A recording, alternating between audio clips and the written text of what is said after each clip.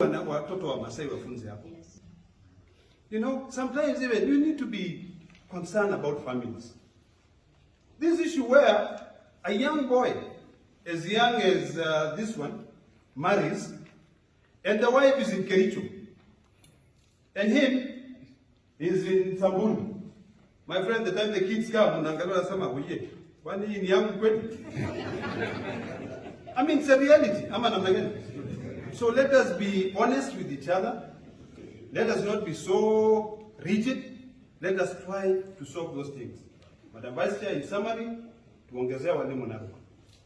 Ya pili, tafadhali consider classifying the whole of Narok County as a hardship area. Increase your pesa kidogo. Ya tatu, have discussion with the county government. Narok ipo pesa mingi sana. We have a lot of money. See how we can partner with TSC to do what? To build houses for these teachers. Hiyo manyumba itabaki property of the schools. It's not going to be their personal properties. Okay? Hii system mpya CPC.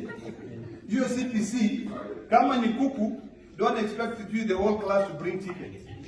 Peleka kuku moja, fanya demonstration like the way we used to do in you know, when we are going to school with my brother here.